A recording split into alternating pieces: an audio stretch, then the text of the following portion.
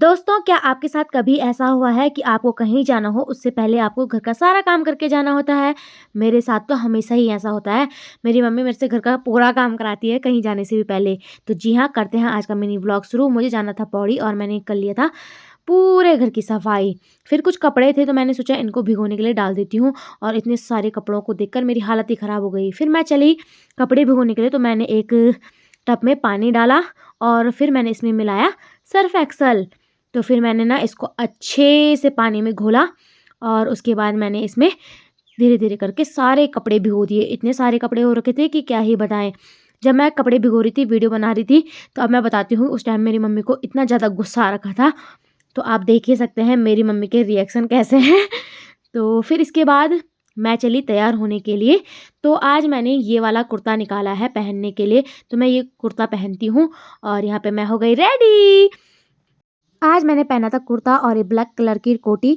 आजकल पता नहीं दोस्तों क्या ही हो गया, मेरे मुँह एकदम ख़राब हो गया, पूरा काला-काला से दिखाई दे रहा है।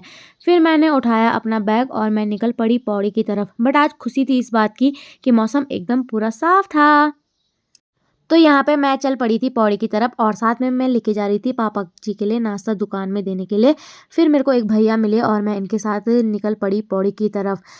सीधे मैं उतरी बस अड्डे में पौड़ी के, जहाँ पे कि बहुत ही ज़्यादा भीड़ लगी हुई थी। फिर मुझे एक दीदी के घर जाना था तो उनके लिए मैंने थोड़ा-सा सामान लिया यहाँ पे और मैं चल पड़ी उनके घर की तरफ।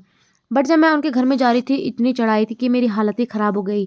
आप लोग भी देख सकते हैं ये चढ़ाई इतनी भयंकर थी कि क्या ही बताएँ। फिर मैं दीदी के घर में फाइनली पहुँची, पर यहाँ पे दीदी छुप रही थी और यहाँ पे थे उनके 2 प्यारे-प्यारे से कुत्ते। तो बहुत अच्छे लग रहे हैं ना दोस्तों, और ये उनका वायरल कुत्ता है। फिर दीदी मेरे लिए यहाँ पे लेके आई मैगी और पेठा। फिर जब मैं वापस जा रही थी तो फिर से ये प्यारे-प्यारे से चुन्नू-मुन्नू मेरे को दिखाई दिए। तो यहाँ पे हमने ये कोटी एक्सचेंज करवाई और इस बार मैंने ली है अपने लिए ब्लैक कलर की कोटी। फिर हम इसके बाद चल पड़े थे पार्लर की तरफ और फिर से एक और चढ़ाई को चढ़ते हुए हम निकल पड़े पार्लर के लिए।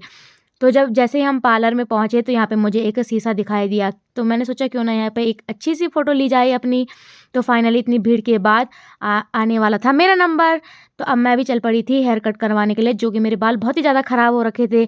तो यहाँ पे मैंने बाल खुले कर लिए थे और बहुत ही ज़्यादा गंदे लग रहे थे दोस्तों। और यहाँ पे भैया ने मेरे बालों को कॉम्ब किया और हल्के-हल्के करके मेरे बालों में पानी डाला।